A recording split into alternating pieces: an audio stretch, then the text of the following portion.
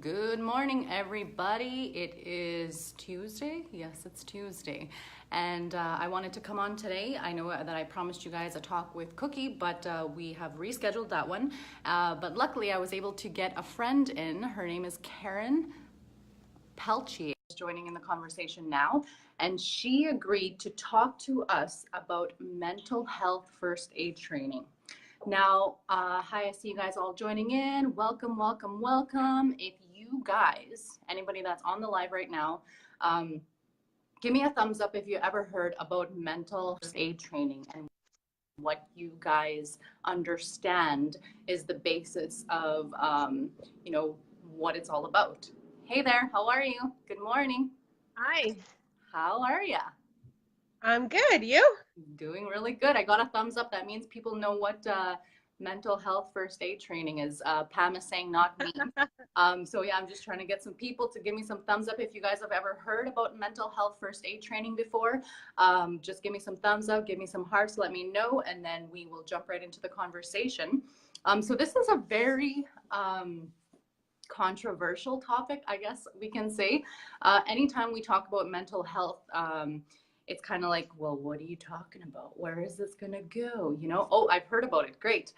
So, so again, this is a really good topic because, and it is something that, being in social work, doing the work that I do with my clients, this is the stuff that not a lot of people really talk about. And so I thought it would be an amazing opportunity to have a guest on, Karen Peltier. We'll go into her in a second here, but just to kind of, talk about what it takes any individual to be self-sufficient, to get themselves through at their everyday life, how to deal with emotions, how to deal with the things that are that we suppress and we don't really talk about, because again, this is something that the word stigma comes when you talk about mental health, and it's kind of like, well, why do we believe that and why do we subscribe to that, right? So I just want to get right into the conversation. Thank you so much for being here with us. So just tell us a little bit about yourself, and how you came about to do the work that you do. Absolutely. So, my name is Karen Peltier. I'm from a little Métis community just outside of Yorkton, Saskatchewan. Um, when I talk about my community, I like to refer to it as, if you know your history, as the road allowance people. Nobody lives on the community anymore, but the land is still there, and my mom loves to visit it and kind of, go back to her childhood. But that's where I'm from, and that's where I stem from. I'm a proud Métis woman, Indigenous woman. So essentially, where my passion for mental health has stemmed from, of course, and I think anything that somebody really has to find a passion for, they have to relate to it. So I relate to mental health in a very personal way, stemming from a diagnosis of postpartum depression and anxiety, sorry. So I'm a mother of 7 children. I'm 35 years old, so I'm still young. I had my first son when I was only 17 years old. Throughout the years, I recognize now signs of the diagnosis, but nobody talked about mental health. Nobody, I mean, for a short period of time after I had my son Elijah, my mom would say things like baby blues, but that's as far as it went. There was no education on postpartum and nothing of the sort. Even leaving the hospital, I don't believe I was given any information. So when he was 6 months old and it really hit me like a train, it was like I didn't even know what was going on. So I could kind of pinpoint back to all of my pregnancies and the postpartum year and see touches of the diagnosis. But what really brought out the symptoms was I was a correctional guard. Sorry, just a second. I was a correctional guard for about 5 years. So working in that environment, as well as being, because my youngest son at the time was only 9 months, as well as being in that postpartum year, it really worsened my symptoms. So I was working for about 6 months and I had to take a leave in order to take care of myself. That's where I really took mental health and my education to a self-learning experience. I wanted to know as much about it, and I wanted to know what was going on within me in order to be a better mother, be a better, be better at my job, be a better family member, a friend, because at that time I was so engrossed in this illness that I was, just the bare minimum, just barely functioning. And it was a severe disturbance in my regular life. So that's where my self education began. It was just my own healing journey, and I had two children after. And with the diagnosis and with the education that I had, went out and sought on my own, because if I was walking in a clinic and I seen anything on depression or anxiety or postpartum or just anything mental health related, I'm grabbing those. I want to know. I was hungry. I want to know more and more, because this created such an impact in my life that it had the opportunity to destroy me, but it didn't. I destroyed it. And I got that power back in my life with education. So that's where my passion stems from. Another part of me and why I do what I do is my love for my people. I love the First Nations people, and I love the traditions and just the core value system. And I believe that throughout many hundreds of years and colonization and everything that came along with it, our people have, you know,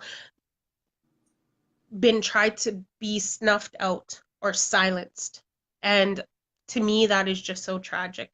And I want our people to find their way back to that healthy state of mind and healthy families and healthy people and healthy mothers and fathers and children and youth. Mhm. So that's another avenue as to why I decided to go into mental health, because I believe it's the building block, it's the foundation within my with as I was saying to you, Jera, one of the focuses that I really want to bring paramount into my course is the sacred medicine wheel. We are a four-part being. We are spiritual, we are mental, we are physical, we are emotional, and people tend to only focus on that physical, Mhm. and when one part of that being is sick, every other part will feel it. And so I think it's just another way for us to address our people are getting back their traditions and their spirituality, which is beautiful. But we also need to take notice and take care of that mental being as well. And mental health first aid is helping to build that foundation and to give that education and to give those tools. Right. Okay, so let's go into how mental health first aid training works. So let's start it off with, the average person who doesn't know a whole lot about, what mental health um, is, right? So let's just talk a little bit about, what would be an example for people to identify that this is something that I'm dealing with. Absolutely. So one thing that we really like to bring paramount in the course is mental health is all about me. It is your own perspective. It is how you internalize events and feelings and actions in your own life. So, say we're walking down the street and we see somebody get hit by a car, and I say to you, "Wow, that's crazy. Holy cow, I hope he's okay." But you internalize it differently, and it tends to, you see flashbacks, or it really bothers that mental aspect of your life. That is why it's so important to understand that it is your own perspective. Mhm. So what is trauma to me may not be trauma to you, if I'm making that clear. So what mental health first aid is for when actually, I'll give you the definition right here. Mhm. So, mental health first aid is the help provided to a person developing a mental health problem or in a mental health crisis. The first aid is given until appropriate professional help is received or until the crisis is resolved. So, much in the way of physical first aid, with mental health first aid, you are tending to somebody who is either experiencing an issue or is in full crisis mode, for example, a panic attack. I used to have those all the time. They are terrifying. So that in the training, we also give like crisis first aid for panic attacks or crisis first aid for drug-induced psychosis or crisis first aid for suicidal behavior, that type of thing. So it's day-to-day living. It's things like that people experience on a daily basis. Right. And another thing that I always love to point out in my courses is that the people who are coming to you with their issues and with their mental health issues, they're going to be people you love. They're going to be your brothers, your sisters, your nieces, your nephews. Those are the people that are, or your best friends. Those are the people who are going to come to you and be because they feel comfortable enough to share with you. Now, do we want to be able to have those skills to help those people we love, or do we want to just say, well, wow, that's too bad, okay, well, talk to you later, is how people tend to react because they don't know how to approach the subject of mental health. Mm-hmm. It can be scary. Okay, so let's go through that right now. Okay, so say for instance, I'm coming to you, I'm like, hey, I'm feeling really bad today. You know, that I'm having these thoughts where I'm like, I don't want to do this anymore. My life is just too hectic. I don't know what to do anymore. Like, how would you Mhm. handle a situation like that? Well, the first thing I would do is I would ask you, and it's just asking those tough questions, I would just ask you, how are you having any thoughts of, and there's no easy way to put it, but thoughts of suicide. There's no, sugarcoating it, just asking that tough question. And sometimes when people are having those thoughts, just by saying the word, you release that energy to be like, I am comfortable, let's talk. And it's a release off of their shoulder. If they're not, they'll tend to just, no, nothing like that. It's just, and then they'll go off and tell you more. So it's first and foremost is you need to make sure they are safe. Mm-hmm. Wherever you are, whatever is happening, take them away from, anything going on around you and ask them that question. Mm-hmm. After that, let them talk. One of the biggest skills of a mental health first aider is listening non-judgmentally. And that's listening to somebody and letting them unload.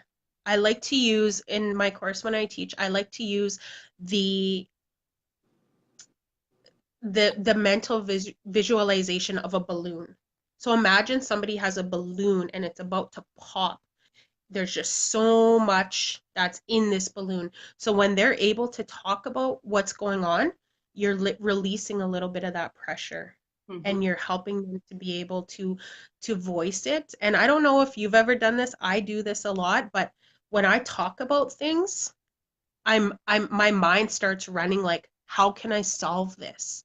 How can I work through this? How can I, and then I start, well, I could just do this and that. And, and a lot of times it's just being that ear and listening to them and giving them a safe place to talk about what's going on. Now, of course, this would vary from situation to situation.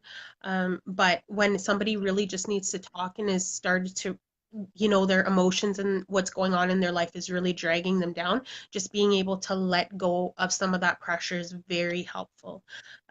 If it is more intense and they do are having negative thoughts or even thoughts of suicide, then it gets a little bit more intensive. You want to stay with them until they feel safe.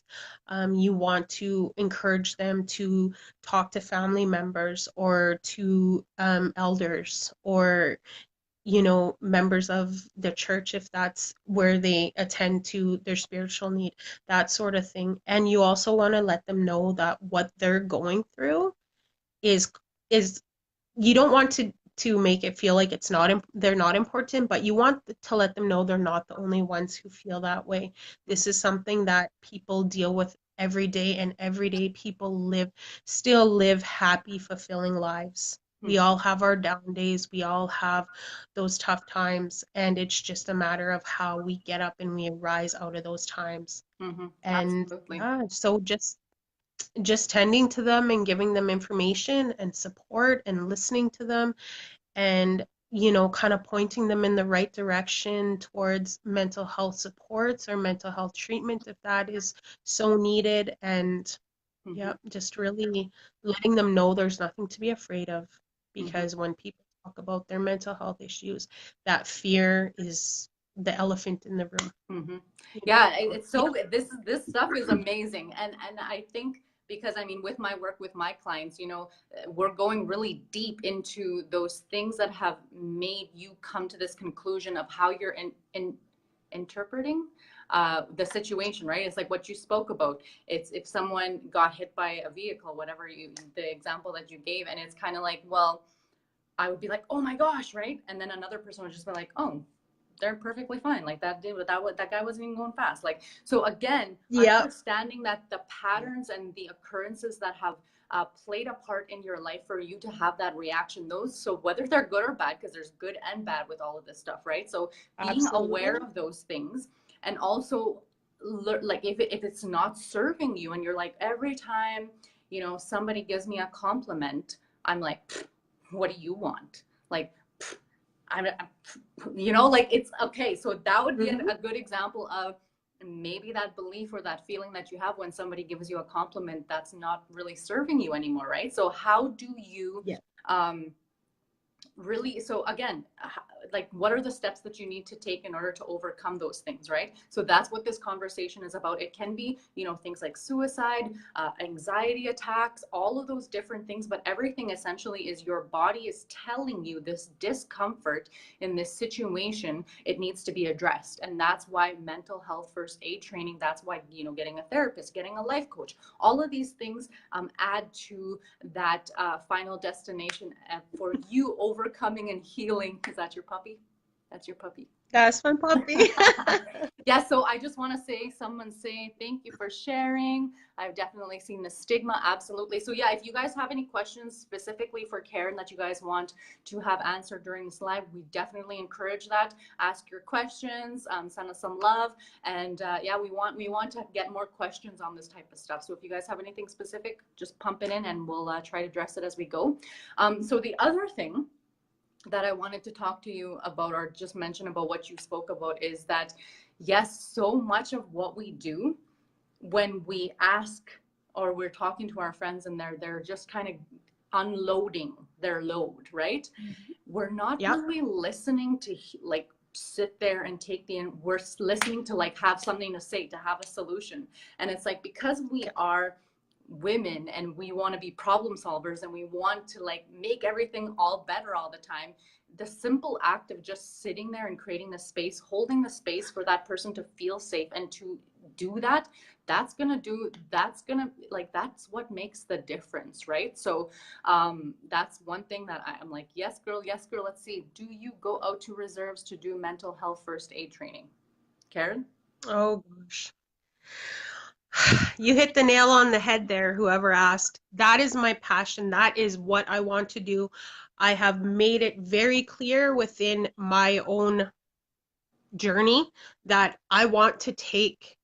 I've recently drafted a letter of intent to get the attention of all First Nations leaders. I want to take mental health first aid to our First Nations people. I will go to any reserve. I will go to any band office. I will go to any school. I want this information embedded in the minds of our First Nations people so that we can begin. Mm-hmm. Sorry, we can begin that pathway to healing. And to me, this is just the beginning. This is the base. This is the foundation Mm-hmm. of healing. Mm-hmm. And yes, by all means, I go to wherever I'm needed. Mm-hmm. Call me 2 days before and I'm Mm-hmm. there. So yeah, absolutely. Yes, perfect. Karen, And you we're, knew we're gonna this. go into that stuff. So don't worry. We're gonna be talking about the future of this lady. It's gonna be insane. It's good. The one thing too that I didn't mention to you, Karen, was that I'm also trained in first aid, financial. What am I saying? Financial, mental health first aid. And yeah, absolutely. Like this is a passion. This is there's so much healing to do, right? Like, and that's the thing is, we see, oh, if I had that in my community, oh my God, this would help so many people, right? So the opportunity for you, if you want to get trained in this too, this is a good opportunity because that's the thing is, Karen and I can only help a certain amount of people. There's only one of us, right? So if you guys also want this training, reach out to either of us and we'll point you in the right direction.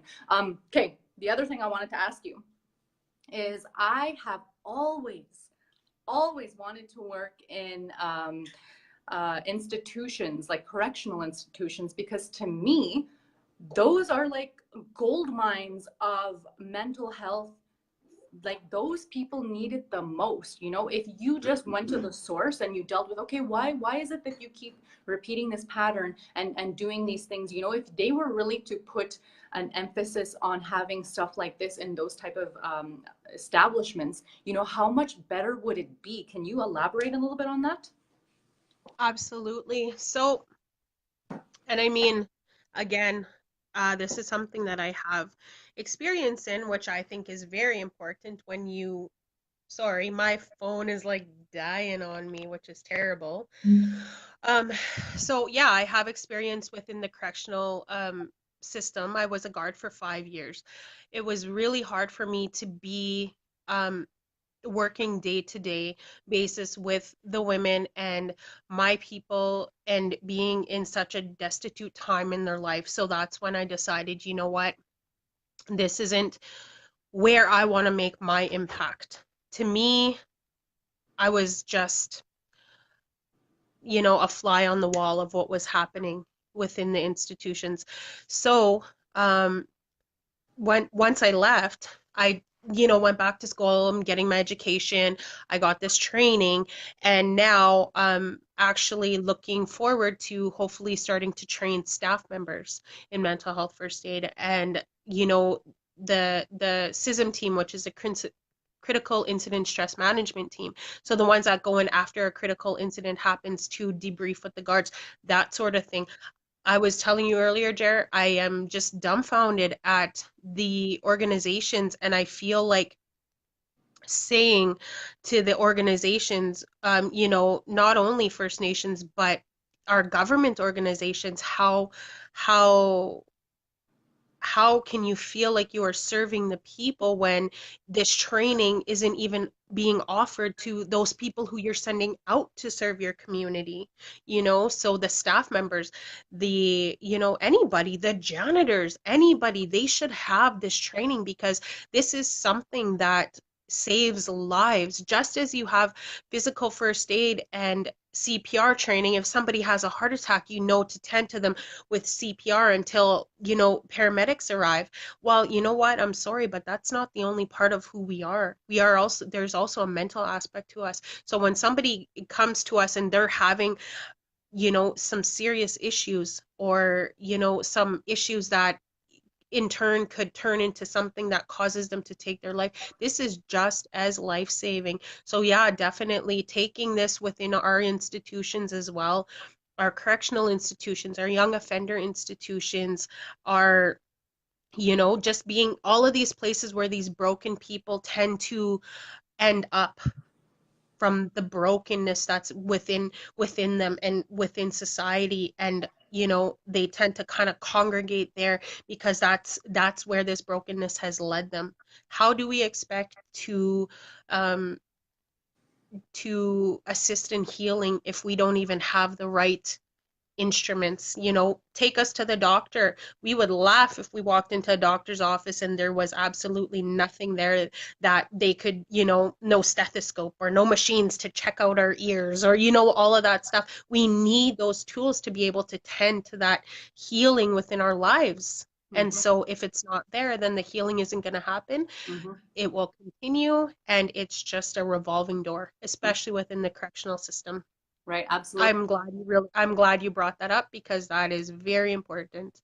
Yes, and while you're talking about going to doctors' offices and them, because again, this is really good because I mean, I myself dealt with depression and anxiety and you know, postpartum and loss and grief and just all of these things, you know.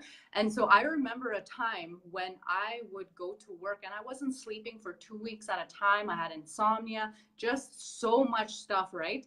And I would go to the doctor's office, or I would go to work, and within the first 5 minutes of being at work, I would start bawling. I don't know what I was crying about. I don't know what was hurting me. And it would just go by itself, right? And I would be at the doctor's office every single day, and I'd be like, put me in a straitjacket, like put me away, put me somewhere. I don't even know what's wrong with me. So and you know, a lot of people are like, go on antidepressant, and that's what the doctor was saying. The doctor was like, hey, you need to take this pill. It's going to fix you, right? And so for me, I'm like, that's not the answer for me. Like, that's not it. And it was just like they didn't have the resources to be able to help me understand what I was going through, right? So, like, what would you say to somebody who is in that place of like, I just don't know what this is? You're going to the doctor, you're reaching out to family members, you're asking for help, and nobody seems to know. What would you say to that person? Well, I was in that place as well, where I found myself wondering what is happening, what's going on here. I don't even know who this person is in the mirror, right? And for me, a lot of self-education did wonders. Mm-hmm. Just reading up on how I was feeling after I got received my diagnosis, that sort of thing. And you know, at the time, even going to like your just your regular GP, um, that can be a doorway for you as well, but you really want to go to somebody who knows what they're dealing with. You don't want somebody to just be like, "Hey, here's a pill, go and you'll be fine." You want somebody who's going to point you in the right direction. You know, for me, my doctor, when I first seen him, he of course gave me a prescription for antidepressants. I didn't take them at the time. I just didn't feel it was for me. But he also gave me some referrals. So he sent me, you know, to the mental health association, and I went in and I seen a counselor, and we got on top of it and we worked on a diagnosis, and we found myself a treatment plan, and that was wonderful. It took me probably, I would say, about 6 months of really, really hard times to decide to take medication. I am a firm believer in whatever works for you. For those who can use other methods such as CBT, so cognitive behavioral therapy, training your mind to think in a way that helps to heal you, that sort of thing. Exercising is amazing. I've Mm-hmm. recently gotten into that. Let me tell you, Mm-hmm. I'm a new person. No, but all those types of things are wonderful. You know, the spiritual connection, the traditional connection, going to your elders, the sweats, that beautiful feeling after you leave a sweat of just that release, everything, all of those are addressing our mental health.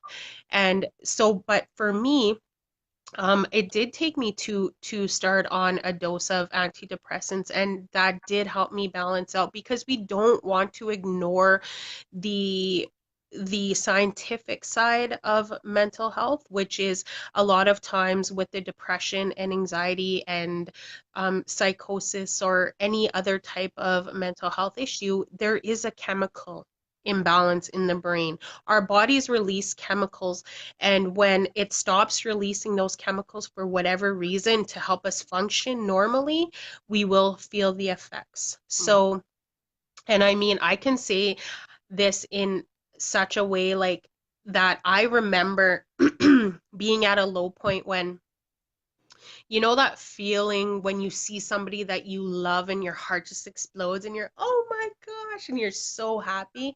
Your body is releasing that feel good chemical. Mm-hmm. I remember at a low point when I even seen my children that didn't happen for me. my body was not releasing that chemical, that feel good, happy hormone that I needed within me at that time to bring my mood up.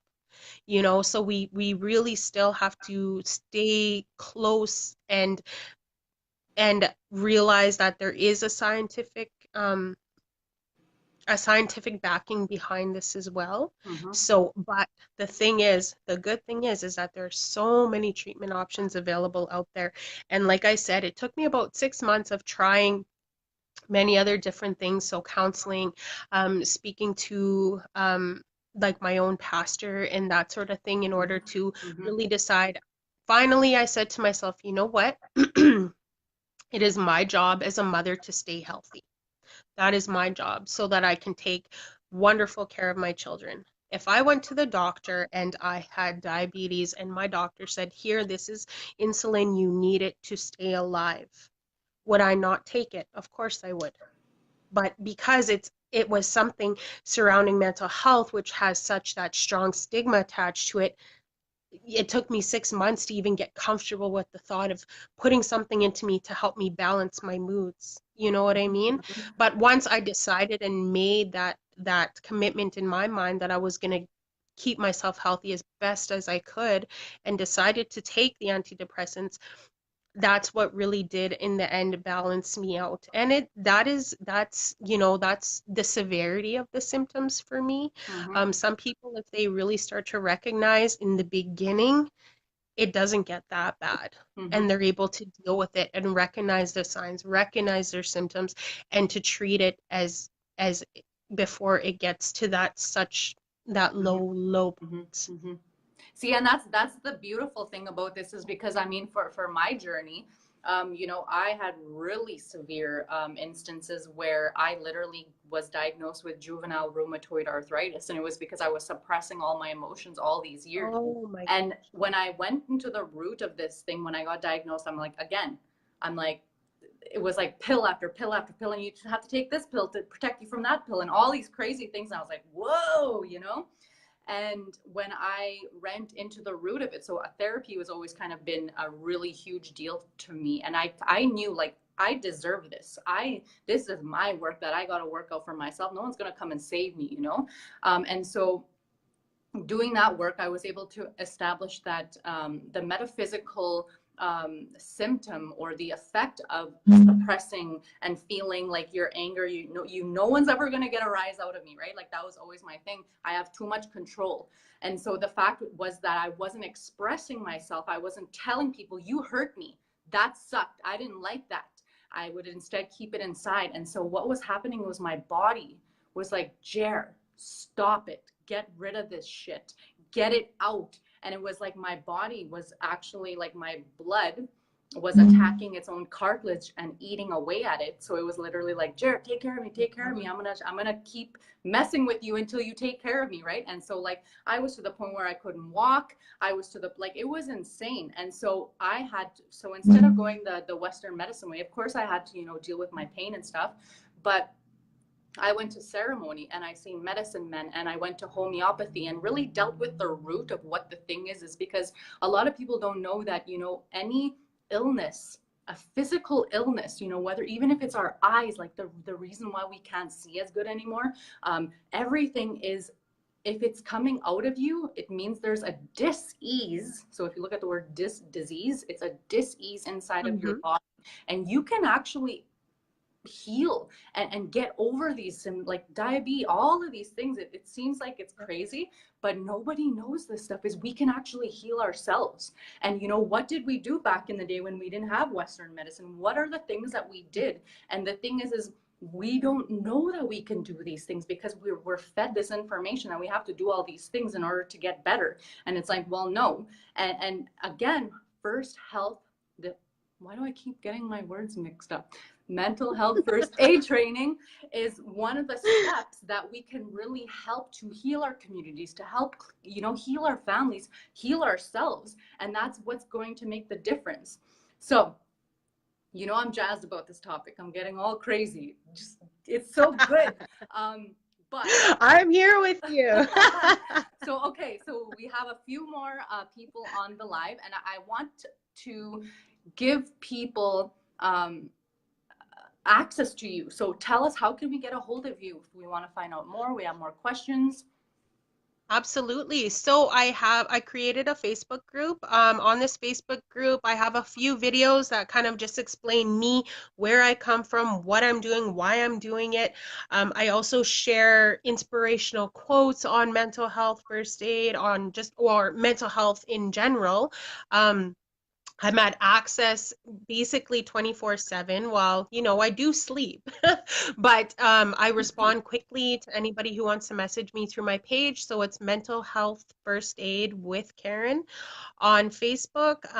I also am creating some information pamphlets, which I will be sending out, well, not pamphlets, packages, which I will be sending out to all First Nations reserves, chief and councils, health stations, education centers. I'm slowly making my connections within the First Nations communities. I'm building partnerships, Yeah. all of that good stuff. I am taking this, and I am taking this building block to the First Nations people. This is the foundation. This is where we need to begin our healing from. Um, Stemming from all of the trauma that has been received for these past hundreds of years, I just want to say to my First Nations communities, you know what? Um, there has been many attempts to extinguish us, and we just keep coming back stronger than ever. And this what the training that I'm offering is going to give us those tools to continuously grow, to come back from the trenches, to come back from everything that has been put against us in order to try and destroy us, and to extinguish that light, that fire within the First Nations people. It's not going to happen. Sorry, we're here. We're going to be here forever. Okay, And so yeah, so yeah, no, I was just gonna say that. Okay, so you're going and you're like, because we spoke this morning, guys, and she was telling me about how she's going to all of these big assemblies where there's a lot of big change makers, lots of people who can make this happen in their communities. So if you guys are at the community level and you guys are like, I need this, go to your chief and council, go to the people who can, purchase training like this in your communities, reach out and share these videos, share these videos, tag people in these videos for them to be able to see this content, anybody who's struggling or suffering with these type of things, and giving them the resources that they need, because there's so many of us out there that are suffering in silence, and we need to talk about this stuff more, right? Let's remove the word stigma, and like, let's just make this a normal topic that we talk about all the time, because it's a lot of people like feel these feelings, and it's actually a bigger deal than everyone makes it out to be. So if we just get comfortable mhm, in talking about this stuff, that's going to also help us to kind of get where we're going, right? So um, is there any, absolutely. okay, let me end the conversation with this.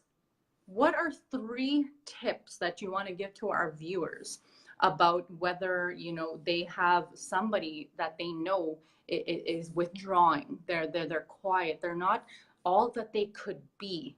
What would you say are the 3 top things to go to this person to help them through what it is that they're dealing with? Absolutely. For myself, I'm going to use myself as an example.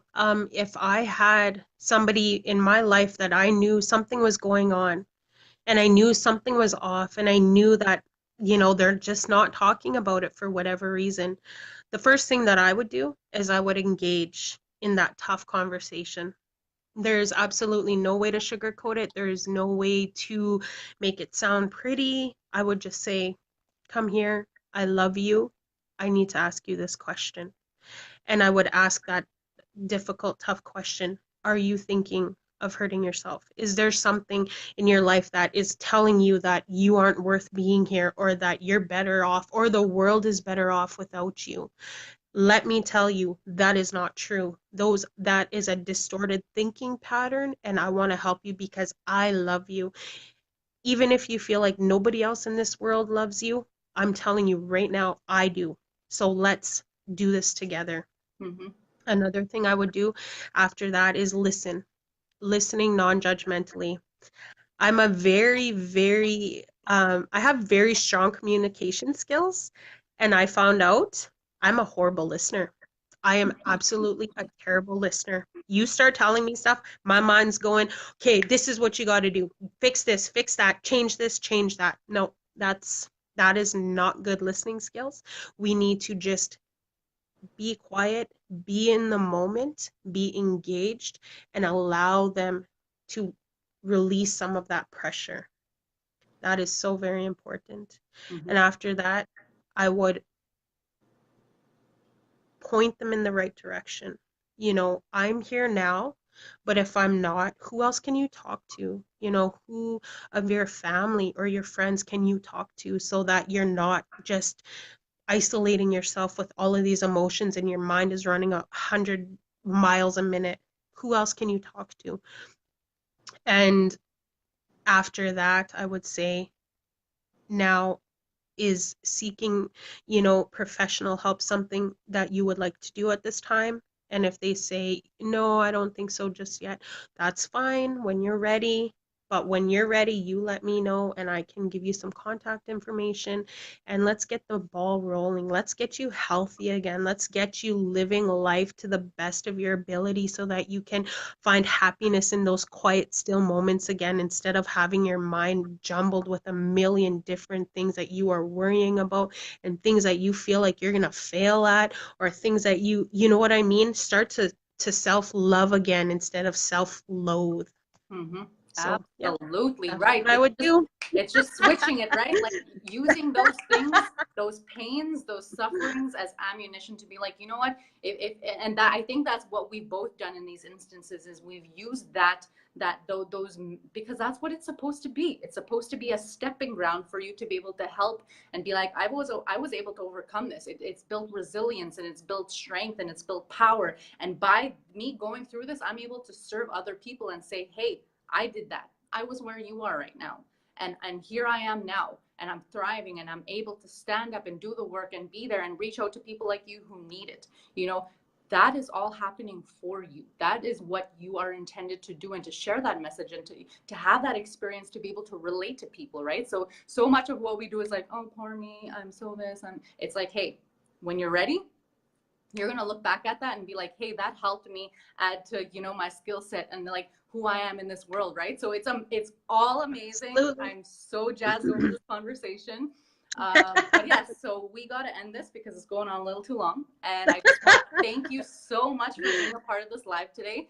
And you guys, if you're on the video, share, reach out to her, ask her questions, and that's what this is all about, is building bridges and getting people the information that they need. And I'm just so grateful to have this conversation with you. So thanks for coming on today, and all my viewers, I hope you guys like the conversation.